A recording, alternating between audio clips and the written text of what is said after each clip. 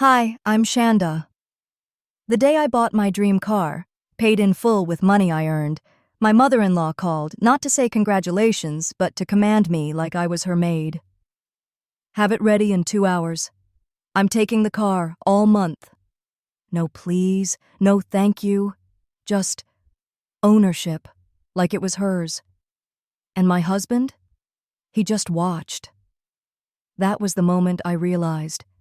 They never saw me as part of the family, just a convenience, but they forgot one thing. I keep receipts. And when they showed up, I was waiting. Let me show you what they saw. I don't remember the last time I let myself feel proud. Not the kind that comes from getting through the week without crying in the shower or finding gas at 2 cents cheaper. No, I mean real pride. The kind that fills your lungs so fully you think maybe for once this life is giving something back. Today, that something sat in my driveway, glowing under the late Texas sun.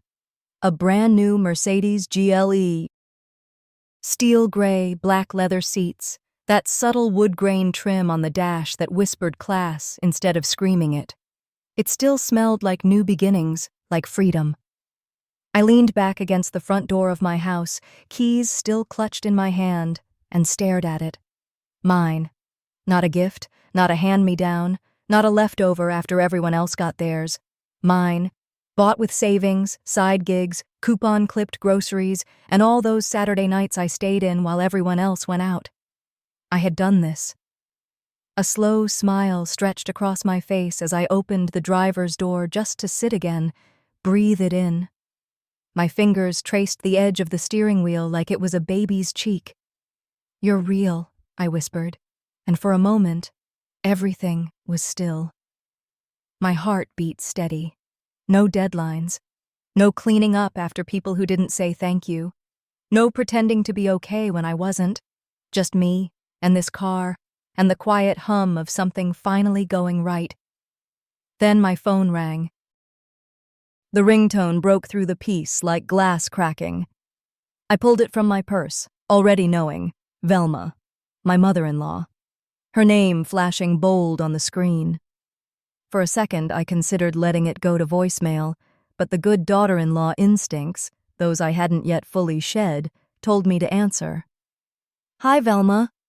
No greeting, no pause, just her voice, sharp as ever, slicing right in. "I heard you got a new car." I blinked. "Yes, I did. Just brought it home." "Well, listen," she cut me off, like my sentence was a formality. "I've got a trip with my girls tonight. I'll be taking the car in 2 hours. There'll be 10 of us. Make sure it's clean, filled, and stocked with snacks. We'll be using it all month." I said nothing.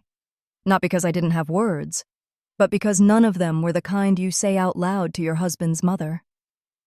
I stayed silent long enough for her to follow up with, "Shanda, did you hear me?" I had. Every entitled syllable. My fingers clenched the phone tighter, pressing it into my cheek like I could bury her voice under pressure. My other hand curled around my knee.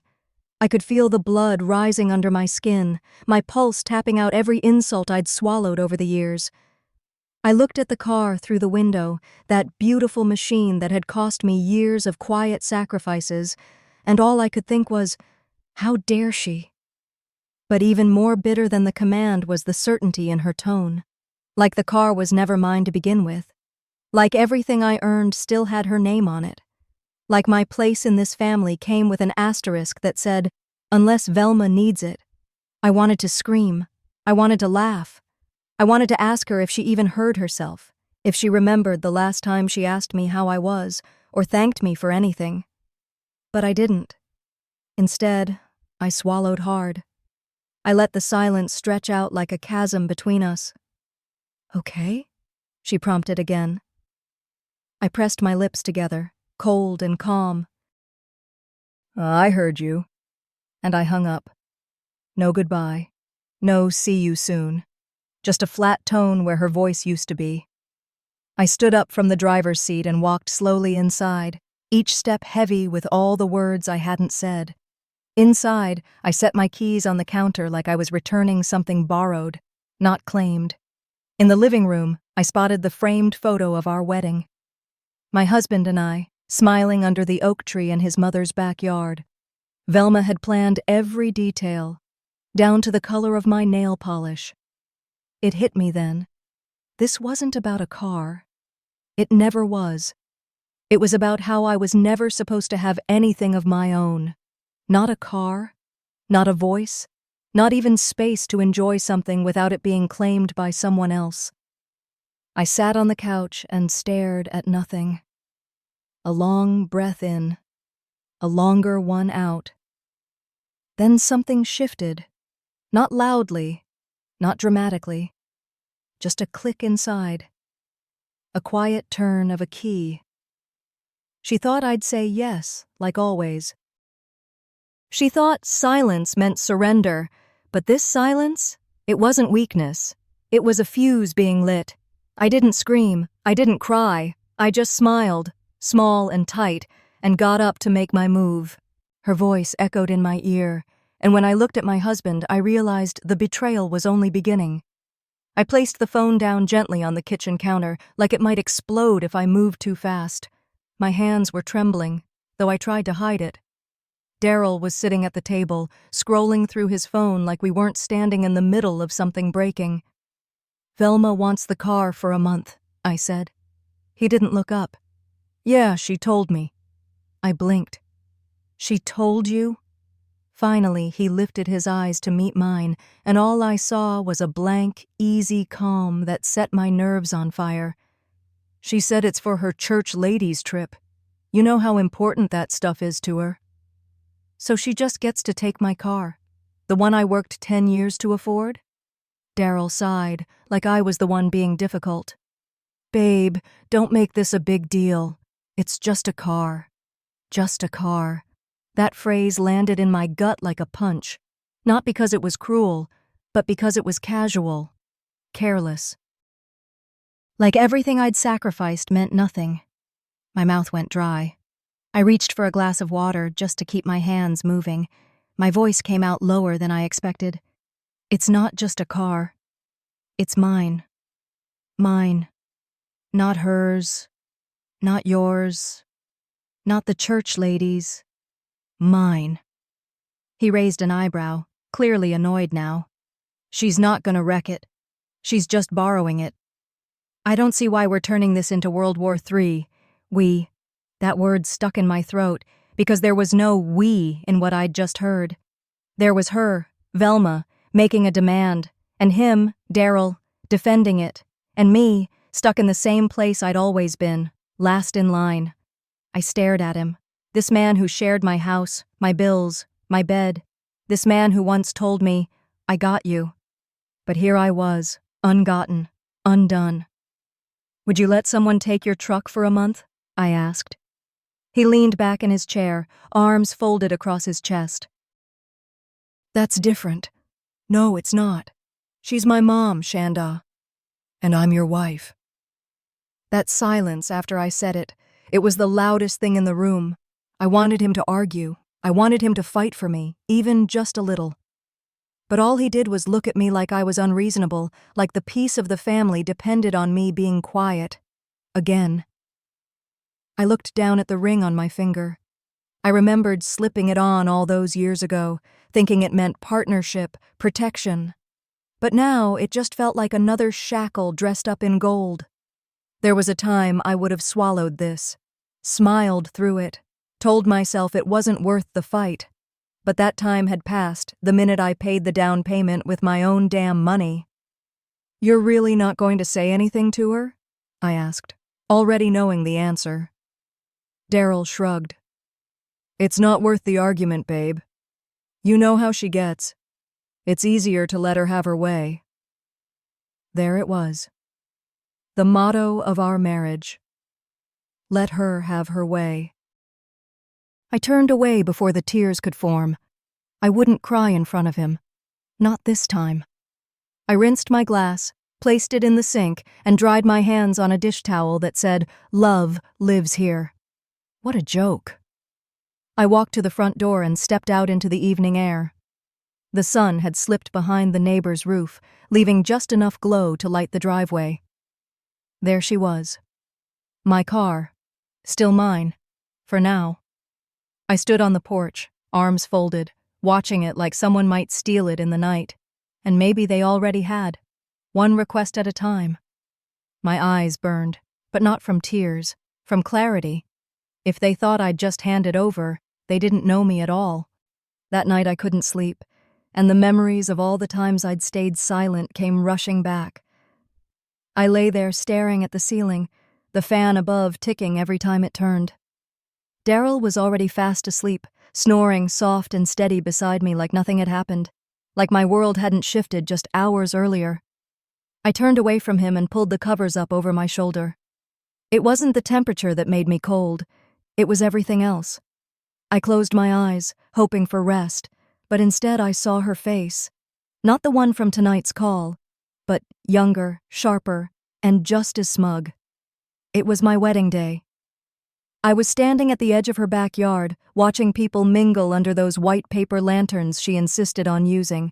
I'd been so careful about every detail, budgeting, planning, even hand-making half the centerpieces myself. And then she leaned in, just loud enough for the people behind her to hear, and said, "Well, at least she found someone who can take care of her." The smile froze on my lips.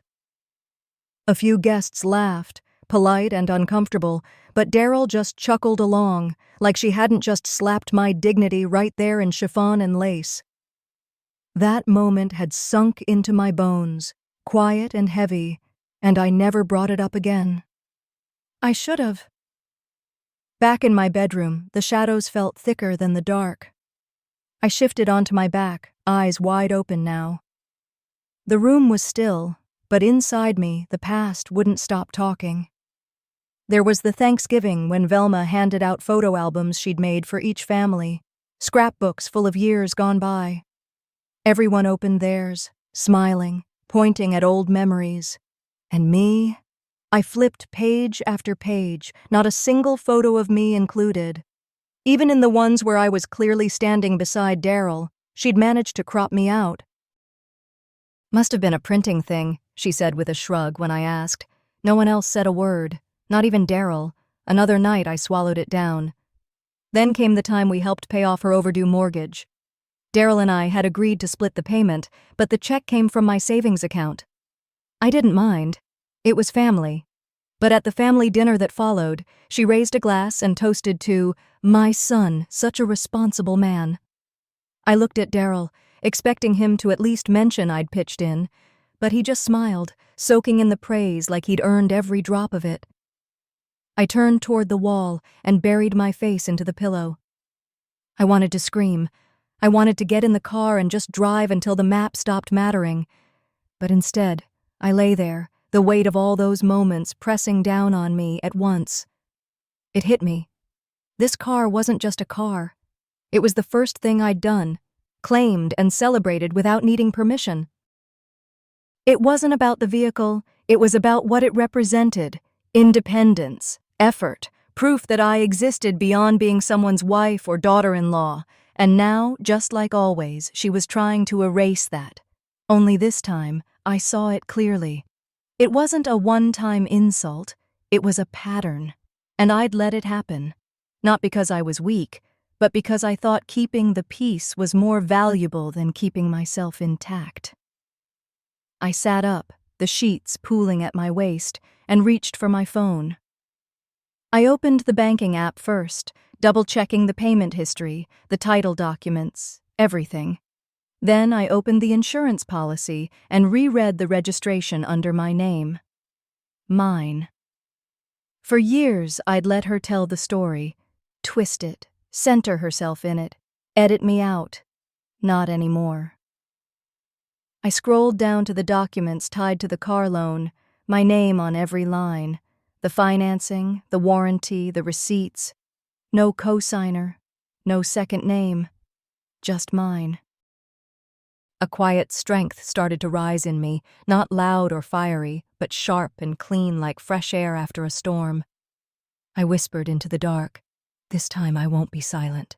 And by morning, I knew what I had to do. The house was still quiet. The sun hadn't fully come up yet, but pale streaks of pink light were slipping through the blinds. I stood at the kitchen counter, hands wrapped around a hot mug of coffee, letting the steam warm my face. The air was cool, but there was fire in my chest. My fingers didn't tremble this time. They were steady, intentional. I picked up my phone and scrolled to her name, Velma. For a moment, I stared at the screen, not because I hesitated, just because I wanted to make sure I said everything the way it needed to be said. I'd rehearsed it in my head through the night, each sentence shaped by years of silence I should have broken long ago. I pressed the call button. She picked up fast, too fast, as if she'd been waiting, expecting me to come crawling to make peace. "Morning," she said, her voice already sharp. "Is the car ready for me? We're taking off at 10. "No," I said calmly, keeping my voice even.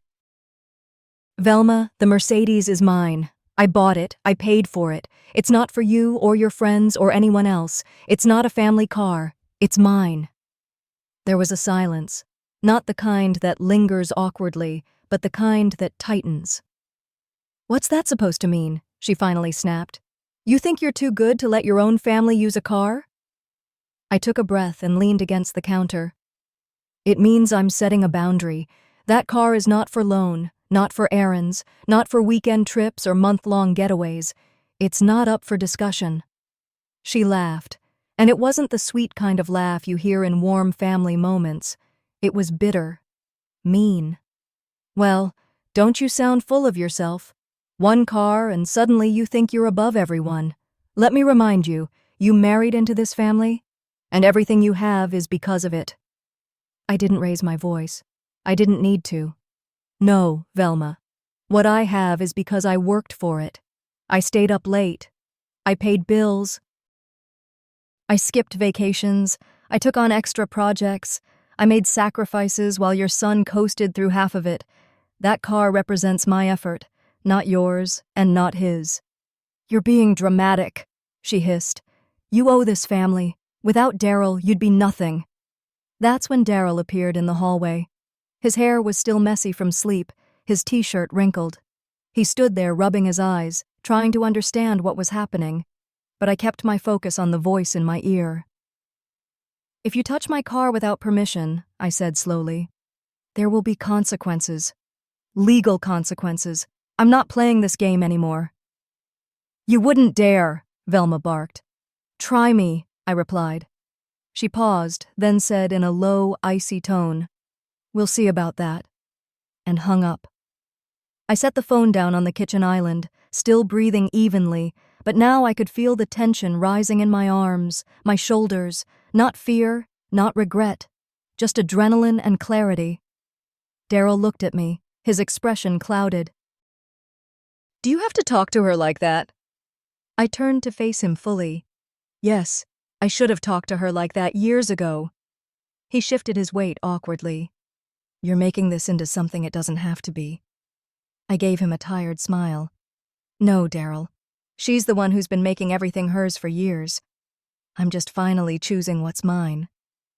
He didn't say anything after that, just walked to the coffee pot, poured himself a cup, and stood in silence. Maybe it was dawning on him, too, that I wasn't the same woman who had quietly taken the blame at family dinners or sat through passive-aggressive jabs without flinching. I was done protecting everyone else's comfort at the cost of my own self-respect. My phone lit up again a few minutes later with a text from Velma. "You'll regret this. Don't say I didn't warn you." I didn't reply. Instead, I walked to the front window and looked out at the driveway. My car sat there, gleaming under the morning light. Still untouched. Still mine, for now. 2 days later, my warning was ignored. It was a bright Saturday morning, the kind that makes the whole neighborhood feel alive. Birds were chirping, sprinklers were going off in waves down the street, and somewhere nearby, someone was already grilling breakfast sausage. I was standing at the sink, rinsing my coffee mug, when I heard voices. Loud ones. Not laughter, not children playing. These voices carried a tone, aggressive, entitled. I dried my hands and walked to the front door, cracking it open just enough to see past the screen. And there she was, Velma, dressed in a coral blouse far too bold for her usual church outfits, flanked by two women I recognized vaguely from her Sunday potluck group. They were standing in my driveway, eyes locked on the Mercedes. I opened the door fully and stepped outside, the sun hitting my face with full force. My heart thudded in my chest, not from fear, but from sheer disbelief. Velma didn't miss a beat. "She doesn't want to share," she declared loudly, arms crossed over her chest like some suburban sheriff. "Can you believe that, after all we've done for her?" Her voice was raised not just for me, but for the whole block. And it worked. Curtains shifted. A screen door creaked open across the street. Mrs. Henley from next door stepped onto her porch, coffee in hand. "Good morning, Velma," I said, voice even. "This is ridiculous," she spat, ignoring my greeting. "All I asked was to use the car. One weekend. I didn't ask for your house or your savings, Shanda." "You weren't asking," I said. "You demanded." One of the other women, short, with silver-streaked hair and a pinched face, chimed in. "We've got places to be."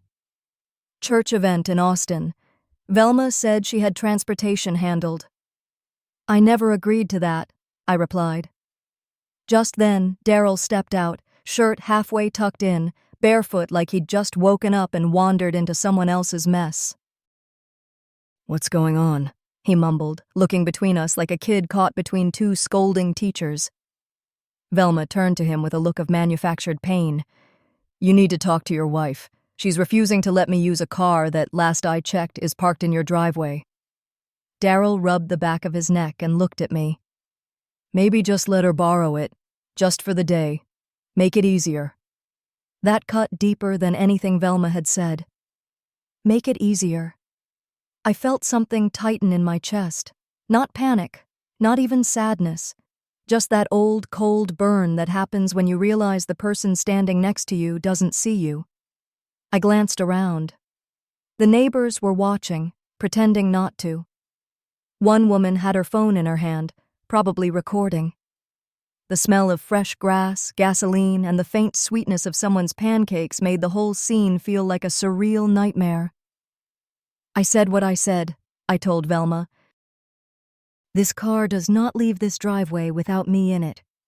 Velma laughed and turned to her friends. "You hear that? She thinks she's queen of the castle. All this over a car. Where's her sense of family?"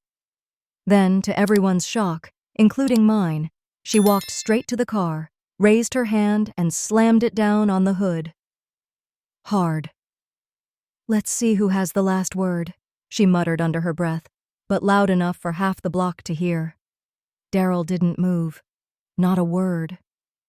I stood still for a second, taking it all in, the neighbors whispering behind their hands, the way one of Velma's friends shifted uncomfortably, the sunlight bouncing off the windshield of my car. My car. Without another word, I turned and walked back inside. The screen door creaked and slammed softly behind me. Inside, I leaned against the door and closed my eyes. My heart was still pounding, but not with embarrassment. Not anymore.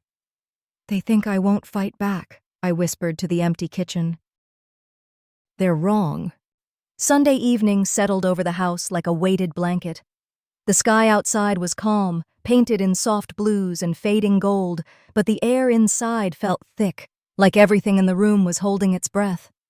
I sat on the couch, legs curled under me, remote in hand, but I hadn't turned the TV on. I wasn't watching anything. I was listening. Daryl had left his phone charging on the entryway table, just 10 feet from where I sat. It buzzed once. Voicemail. The screen lit up, and like instinct, I leaned closer. I hadn't planned to snoop. But then I heard her voice. Velma. Loud, clear, and smug. "Oh, you know the Mercedes? That's basically ours. Shanda just keeps it in her name to feel special, Bless her heart. She chuckled after that. A sharp, condescending sound I'd come to recognize over the years. And then, well, we'll be using it for the rest of the month, so don't worry about your ride. It's handled. The voicemail ended, but her voice kept echoing in my head. Ours, not mine, not hers and Daryl's. Just ours. Like I was nothing more than a temporary placeholder, a paper name. I stood slowly and walked to the phone. My hands didn't shake this time. They were steady, like I'd crossed some invisible threshold without even knowing it. I called out, "Daryl?" He was in the kitchen, scraping something out of a casserole dish, acting like the last 48 hours hadn't cracked our marriage wide open. "Yeah?" he said, without looking up. I walked over and handed him the phone. "Play the voicemail." He pressed play. Velma's voice filled the room again, unfiltered and unashamed. When it ended, he let out a short breath through his nose and put the phone down on the counter like it was too hot to hold. "Well," he said, shrugging, "that's just how she talks. Don't take it personally." I stared at him. She erased me, Daryl. She talked like I don't even exist. Like I'm just some girl borrowing your name to sign things. "She doesn't mean it like that," he mumbled, opening the fridge as if hunting for the answer behind a gallon of milk. She exaggerates." I wanted to scream. Not because of Velma, I'd come to expect this kind of thing from her, but because of him. The man who stood beside me at our wedding. The one who watched me juggle double shifts, pay off debts that weren't mine, clean up messes he never saw. And now here he was, acting like his mother's words were just quirky footnotes in a family story I was lucky to be a part of. I didn't scream. I walked out of the kitchen instead, down the hall, into our shared bathroom. I shut the door and sat on the tile floor, knees to my chest, arms wrapped tight. The silence was deafening. It crept into my ears, into my ribs, into the place behind my heart that used to believe in forgiveness. Am I overreacting? Am I the problem? That voice, that small, familiar voice, crept in again. The one that had always told me to be the peacemaker, the good wife, the understanding daughter-in-law. The one that whispered, "Let it go. It's not worth the fight." But this time, something else came with it. A memory, faint but clear. I remembered standing in a parking lot 3 years ago, watching Velma introduce me to someone at church as Daryl's little helper. I remembered Thanksgiving 2 years ago when she brought family photo albums and made sure not one single photo of me was in them. I remembered every time she gave Daryl credit for things I did, and every time he let her. And now, she had taken it one step further. Not just denying my effort, she was denying my existence. I looked up into the mirror above the sink. My reflection stared back, tired and worn. "They won't stop until I disappear," I whispered. That was the moment. Not rage, not some grand outburst, just a quiet, breaking truth. I stood slowly, wiped my face, and walked to the bedroom. I opened the bottom drawer of my desk, where I kept old tax forms, warranties, documents no one ever looks at until they need to. There it was. A blue folder with the dealership's logo still stamped on the front. I sat down at the edge of the bed, opened it, and stared at the title page. Vehicle Purchase Agreement. Owner, Shanda M. Ellis. Not Daryl. Not Velma. Me. I ran my fingers over the letters like they were made of gold. And I didn't cry this time. By Monday morning, I had made my decision. The sun hadn't fully risen yet, but I was already up, dressed in slacks and a soft blue blouse, hair pulled back neat and clean, no mascara, just chapstick. Not because I had somewhere to be, but because I needed to feel put together. I needed to look like someone who still had control over her life, even if the last few days had chipped away at it piece by piece. I moved quietly through the house. Daryl was still asleep, or pretending to be. We hadn't said much since the voicemail. He'd tried to sit beside me last night, maybe out of guilt, or maybe habit, but I'd turned away. That silence stretched between us like a wire pulled tight, ready to snap if either one of us moved too suddenly. Now, with the house quiet and still, I took my mug of coffee into the office, shut the door gently, and powered up my old laptop. It hummed like an old friend reluctantly waking. I opened the folder that had sat untouched for months, the one marked Car Docs. Pink highlighter still circled the purchase total. The down payment. The signature line with my full name, written in ink that hadn't faded. All mine. And then I whispered to myself, if they see me as weak, it's time to prove them wrong.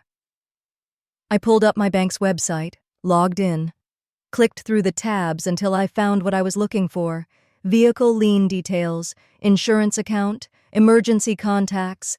I called the bank first. The woman on the line was polite but brisk. Hi, I just need to double-check something about the loan on my car. Sure. Can I have your account number? I gave it, verified everything, and then asked the question that had sat like a rock in my chest since yesterday. There's no cosigner on this account, correct? It's just me? She confirmed it. Yes, ma'am. Only your name appears on the documents. I closed my eyes. Thank you. Next came insurance. I added two-factor authentication, changed the recovery email, added phone verification, set everything to go through my private email, the one Daryl didn't know about. Then I called the insurance company. I want to set up driver alerts, I said. Driver alerts? Yes. I want to text every time the car is turned on. And if anyone not listed as a driver tries to access it, I want an immediate notification and lockout. There was a pause. Sure, the woman said. You can add that to your policy. You'll get real-time alerts for key usage and ignition events. You'd just need to confirm who's authorized. Only me, I said. Nobody else. As she walked me through the steps, I jotted everything down in my little yellow notebook. Every click, every change, felt like laying a brick in the wall between me and the chaos Velma had tried to drag into my life. And when it was done, I exhaled long and deep, like I'd been holding that breath for years. I stood, stretched my arms overhead, and walked into the kitchen.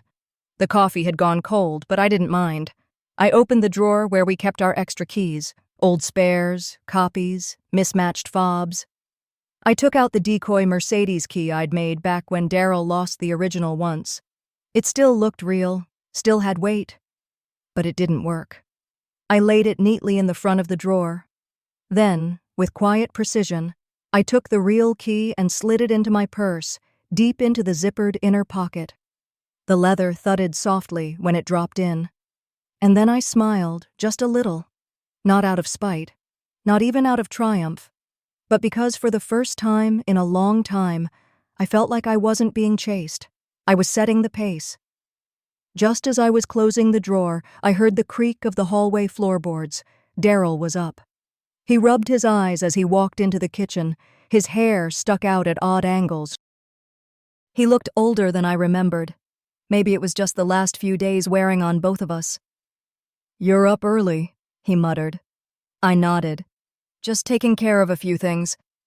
He glanced at the laptop still open in the office, then at the stack of papers beside my mug. "What are you up to?" he asked, trying to sound casual. I met his eyes, held them just long enough. "Just making sure what's mine stays mine," I said. He blinked. A flicker of confusion, or maybe realization, passed across his face. He didn't ask more, didn't press, but he knew. Something had shifted. He walked away without another word. I heard the bathroom door click shut a moment later. I sat back down in the kitchen and opened my notebook again. I scribbled one more thing: decoy key in drawer, real one in purse, paper trail secured. Next move is hers. And as if on cue, the phone lit up beside me. Velma, Her name glared across the screen in bold white letters. No picture, just the name. Like a shadow you recognize before you even see the face. I didn't answer. I let it ring, let it buzz across the table until it went silent. Then, after a breath, another buzz. Voicemail. I didn't check it. Not yet. Instead, I closed my notebook, zipped my purse, and stood up. "They think I'll fold," I whispered. And then, with a steady voice only I could hear, I added, "Let's see who's bluffing." By the weekend, Velma showed up again. This time she came prepared for war. It was Saturday afternoon, the kind of fall day where the breeze is sharp enough to remind you the seasons are changing, but the sun is still warm on your skin. I was sitting by the window with a book in my lap, though I hadn't turned a page in 15 minutes. There was a stillness in the air that felt too intentional, like the pause before something shatters. Then came the sound of car doors slamming, 3 in a row. I looked up and out. There she was. Velma, in her boldest red jacket, flanked by 2 of her church lady friends, all pearls and fake sympathy. They walked up my driveway like they'd rehearsed it. Velma had something in her hand, a sheet of paper, gripped like a sword.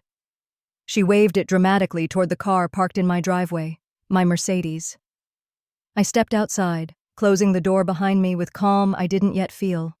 I wasn't about to give her the show she wanted. Velma's voice rang out before I reached them. "Well, look who finally decided to come out," she called with a smile that didn't reach her eyes. "Don't worry, Shanda. We're not here to fight. We just came to make it official." She held up the paper like it was a trophy. "I've got the document right here. It proves the car was bought as a family investment. It's all taken care of now." I stopped 3 steps from the group. Family investment? Her friends stood behind her like backup singers, nodding with wide, false grins. One of them leaned in and muttered just loud enough, "She should be grateful." Velma continued. "Daryl always said the car was part of what we all worked toward, but I figured I'd help clear the confusion before things got too dramatic." My eyes flicked to Daryl, who had wandered out the front door during the noise. He looked down at the paper, then up at me, his face unreadable. No surprise, no defense, just absent. His silence landed harder than anything Velma had said. "Daryl?" I asked. He didn't meet my eyes, just shifted his weight and muttered, "It's probably just a misunderstanding." A misunderstanding. The blood in my chest ran cold, then hot. I stood there for a breath, letting the words settle. The neighbors had already begun gathering. Mrs. Connolly peeked from her porch. The Harris boys rode their bikes slowly past, pretending not to listen, but they were listening. Everyone was. Velma saw the momentary pause and pressed harder. "We all know how family works, Shanda. You don't keep things to yourself. We share. That's what love looks like." I nearly laughed. It was so clean, so rehearsed. She was playing the martyr in front of an audience she'd handpicked. She wanted me to break down right there, to look hysterical, selfish, unstable, a woman who couldn't share. They want me to crack, I thought. Right here. On my own driveway? Instead, I turned on my heel and walked back inside. Velma called after me. "Where are you going? Running again?" I didn't respond.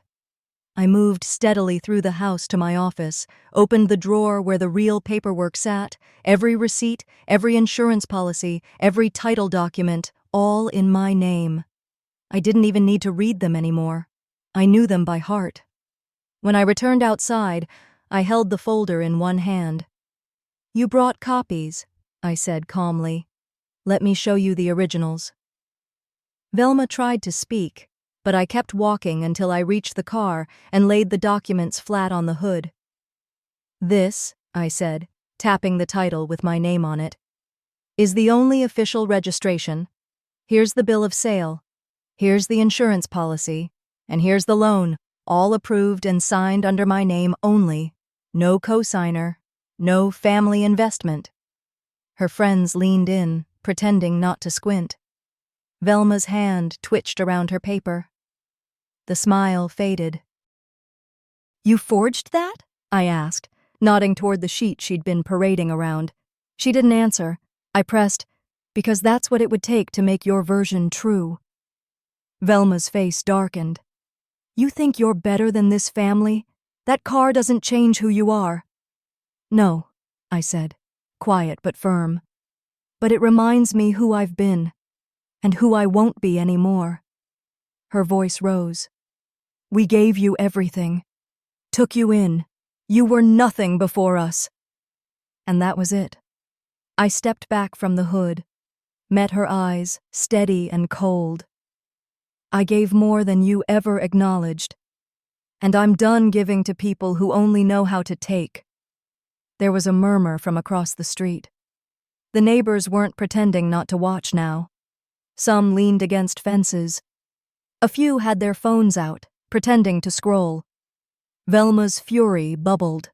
She pointed a shaking finger at me, but the words didn't come. Her friends pulled at her sleeve, whispering that maybe they should leave. Daryl still hadn't said a word.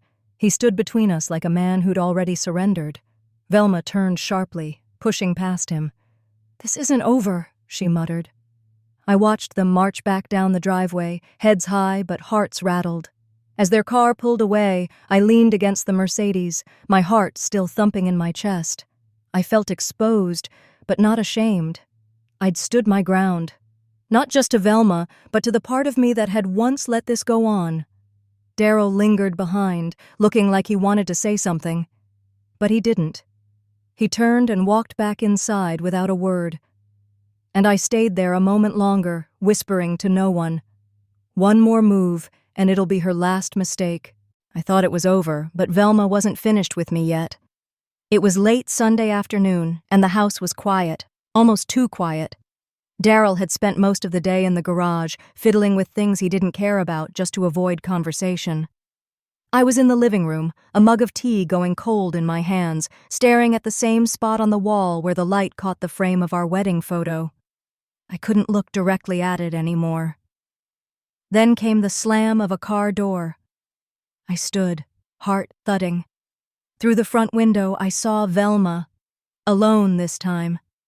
Her stride was quick, face flushed and eyes sharp like a woman who'd convinced herself she had nothing to lose. She stormed up the driveway, gripping that same forged paper she'd waved around days ago like it was scripture. No backup choir this time, just Velma, her rage, and whatever scheme she thought would work now. I opened the door before she could pound on it. "I'm not here to play games," she snapped. "Give me the keys." "No." She held up the paper. "You think this is a joke? You're not the only one who knows how to make things look official? I'll take this to court if I have to. I'll tell them you've been using family funds for personal gain. Don't test me, Shanda." That last part, "don't test me," came out like a growl. She was shaking, and not just from anger. From fear, too, maybe. Fear of being out of control. Daryl came out onto the porch then, slow like a man already exhausted by what was waiting. Velma turned to him, voice high-pitched now. Tell her the car belongs to the family. You said it yourself." Daryl looked between us, eyes heavy. I never said that like you're saying it now." That hesitation, it was small, barely a crack, but it was there.